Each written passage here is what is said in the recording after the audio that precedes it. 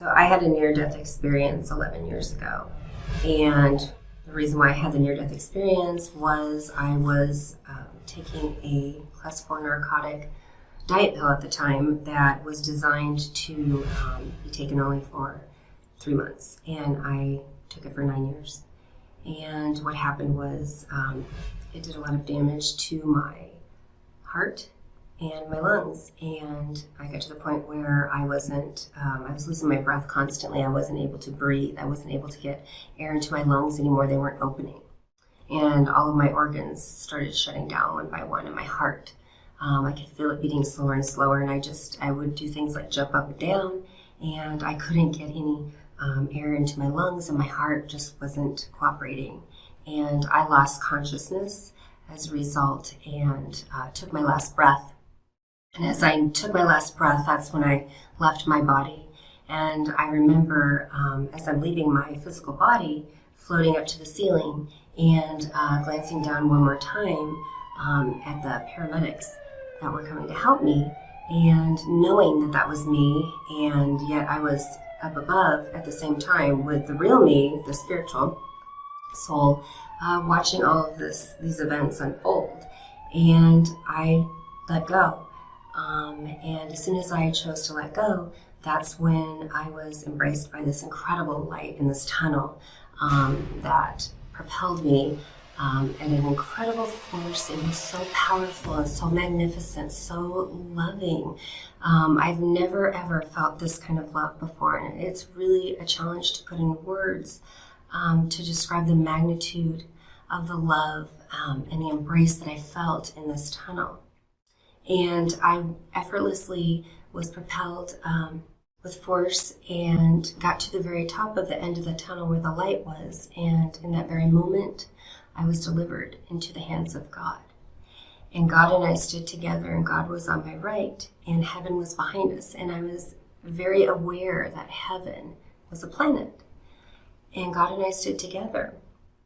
And as we're looking out in front of us at the galaxy and all of the stars in front of us, I hear in my left ear, it was a vintage sounding projector, and it sounded like a movie was starting. And as soon as I heard the projector going in my left ear, I could see the stars that were just stars at one time all of a sudden lined up like a curtain, and the curtain opened slowly to the right, and I heard 3, 2, 1. And it was a life review of Erica McKenzie on the projector screen. So it was God and I in a big movie theater in the galaxy. And that's when my life review began. And literally for me, the life review was everything from that day that I was born up until that day that I had taken my last breath and I died. And in this life review, I was shown everything from things like losing a tooth, losing my first tooth, graduating from high school, any kind of awards that I had won in athletics or cheerleading, all of these things that were great accomplishments, and they were really happy times, but they were significant things that man deems as significant, if you will, accomplishments. And as I'm watching all of these events unfold in chronological order, I'm actually reliving the event in that very moment as if it had just happened the first time. As we're observing it, I'm living it. And we finally get to the end on the day that I died. And the movie screen turned off. And then all of a sudden, in front of me, I knew to look down, and it was this telepathic communication. And as I had the knowing I needed to look down, appear in front of me a pair of eyeglasses. And I've never worn glasses before, and God said to put them on, and I didn't know how I was going to put these glasses on, because I have to understand these glasses weren't normal pair of glasses that you would find here on Earth. These were the size of a vehicle, and I'm thinking to myself, how am I going to put these glasses on? I just don't even know. And I remember as soon as I had the thought of how am I going to do this, it didn't even matter. My hands were already drawing the glasses near to put them on my face, and by the time that I got them to my face, it wasn't even a problem. They fit perfectly, and I could see. I could really see. And then God said, now look. And as soon as he said, now look, again, I heard that vintage movie projector in my left ear. 3, 2, 1, the curtain opened again, life review of Erica McKenzie. So this was my second life review. And this time, I didn't see at all what I had seen the first time in the life review. This time I could see. And everything that I saw in this life review, starting with the day that I was born until that day that I had died, was not at all what I had seen before. This time these were things that were important to God, not important to man. And they were not at all those accomplishments that I talked about before. These were things like love and acts of kindness, things I couldn't even remember that I had done. Befriending someone that everybody was mean to, or, a neglected an animal, and I helped an animal, or giving money to a homeless person when I didn't really have money to give. Helping someone, across the street, an elderly person. Every single action, word, thought, feeling was all about love. And we lived all of those series of events just like the first time, like it was happening for that very first time. I lived it again, and I felt so much unconditional love from God as we're reliving this series of events together. And we got to the day again that I died, and the life review was over. And as soon as the life review was over, I remember knowing to look up. And so I looked up, and this was the only time that I was able to see God in a physical form at all. And what it was from his shoulder down to his fingertips. And his arm was bigger than a semi-truck. And I remember him making the motion to look up like this, and that's what he did with his arm. And I looked as high as the highest stars, and I could barely see anymore. It was so high up in the air. And I watched, and I looked in the palm of his hand, and in the palm of his hand appeared a rock, a single, large, huge boulder, if you will, rock. And God and I watched together, and I watched him let loose the rock. And the rock was falling, and it was falling for such a long time. It seemed like just forever. And we're watching this rock fall together, and I hear him say, "I am the rock. I am the light." And when he said, "I am the light," the rock was glowing. It was the most incredible, powerful light. It was so brilliant, in fact, almost blinding, but yet I was able to keep watching it. And as the rock came right in front of us, and it's still falling, in front of me appeared the largest body of water, larger than the largest ocean, if you can imagine. I couldn't even see the borders outstretched all around me. And we watched this rock fall, and it fell into the ocean, and it made one single ripple, just one. And we watched that single ripple grow together, and that single ripple, it grew and it grew and it grew until you couldn't even see the borders of that ripple anymore. And God said to me, "You are the rock. You are the light. You are the ripple that affects mankind." And I knew in that very moment, with the 2 life reviews, what that meant. And it wasn't about just me, Erica. It was about each and every one of us being that very rock when we're here on this journey, this earthly journey as humans, that we affect each and every person, even if we never meet them, just like that rock did in that water and the rippling effect. And I understood what that meant. And then as soon as we were done with the rippling effect, God told me to look again. And I remember looking to my right this time. And all of a sudden in front of me, to my right, I look out and I'm like, those are shelves. And on these shelves, all of a sudden, they're brilliant white. And I mean, the colors, I can't even begin to describe in human words the magnitude of the colors. But what I can tell you is the colors were so magnificent that they took on a life. To be alive, if you can imagine having a life, but they were alive. They were so full of life. And these shells, on all these shelves, they went as high as the highest stars. And there was presents, gifts, if you will, like at Christmas. And not one gift was the same, not one. And I remember knowing to look out to the galaxy to my left, looking as far as I could past all the stars and planets, as far as it could go. And the shelves kept on going with gifts on them. And then I remember knowing to look to my right, and I looked behind me to my right, and I kept on looking as far as I could, and the shelves kept on going with gifts. Not one gift was the same, and there were so many.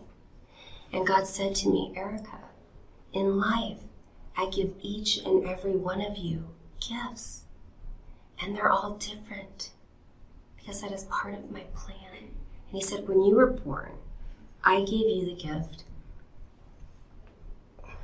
I gave you the gift of patience, and I gave you the gift of beauty. And I'm such a rule follower, I can't believe I argued with God. I didn't argue in a mean way, but when he said that, I found myself communicating and thinking the thought, oh, no, God, that can't be right. You didn't give me the gift of beauty because, you see, I had made some very bad choices in my life. And that's what resulted in me taking that pill, a diet pill. And I never thought I was good enough. I was always trying to be everything that man thought was good enough. And instead, what happened is I stifled who God really made me to be. And he stopped me and he said, Erica, again, I gave you the gift of patience. And I gave you the gift of beauty. And in that very moment, I knew what that meant.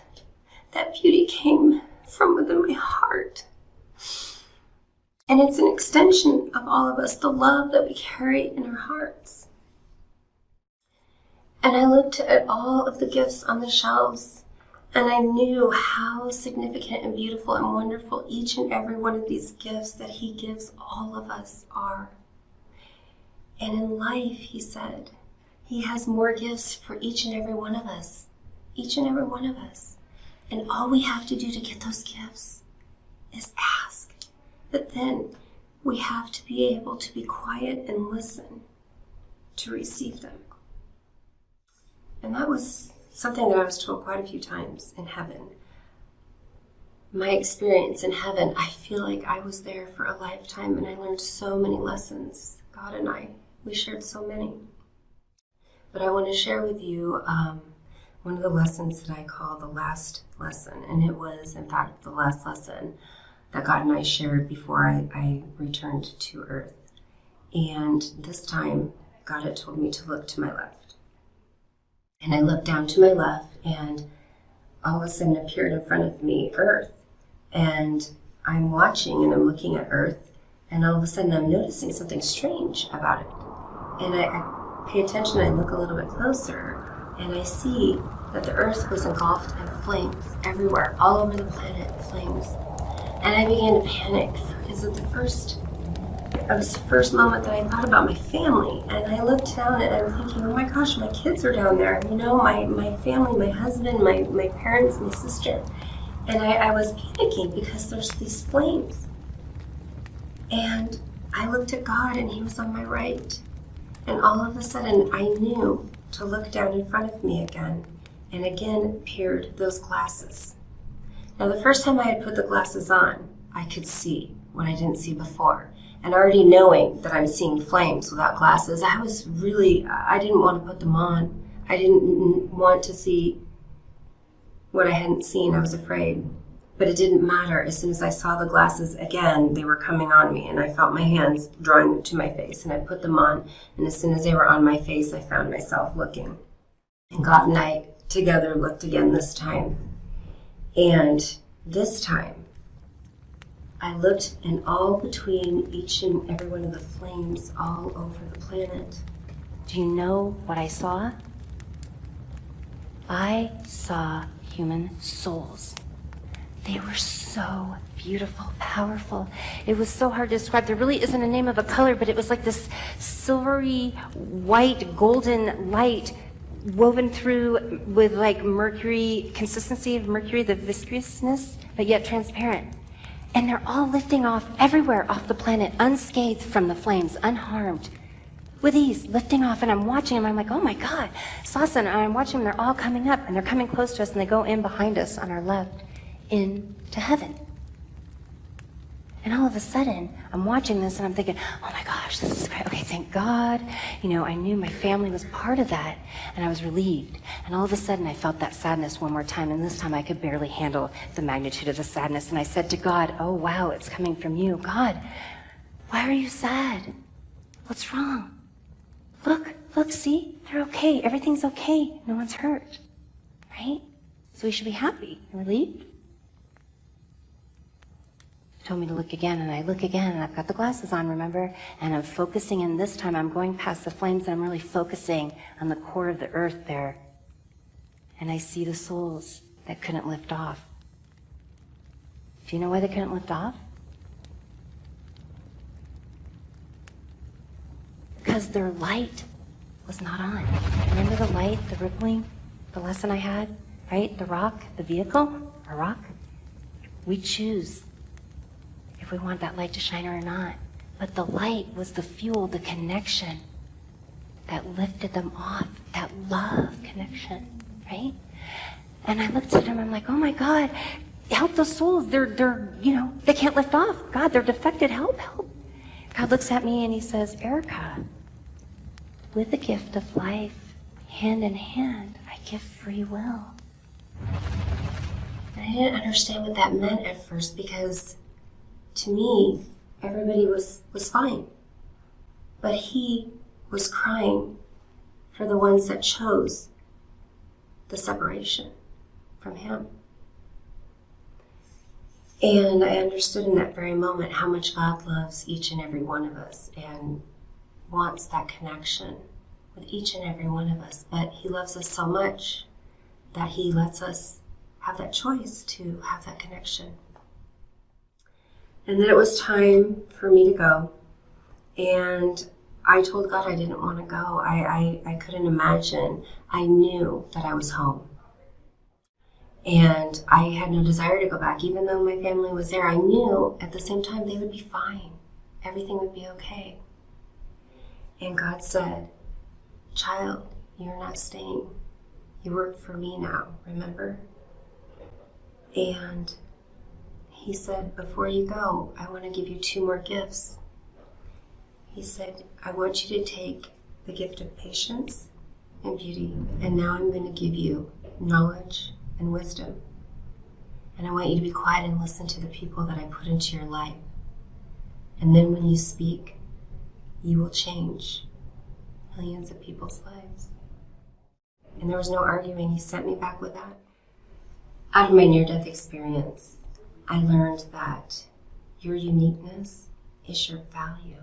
And your value, that's your contribution on this earthly journey. And it's the most empowering, beautiful, wonderful thing, because each and every one of us are unique. And all the power that you need, all the answers, all the gifts, they're within. And those gifts, once you can identify those gifts and you grow those gifts, those beautiful gifts that make up your uniqueness, and you use those gifts here on your earthly journey, that's your contribution. And then you take other people and their gifts, and we're all different. That's part of God's plan. And we come together with our different, beautiful, amazing gifts. And we work together with those different gifts. And together, that's when we'll do great things. And we'll change the world.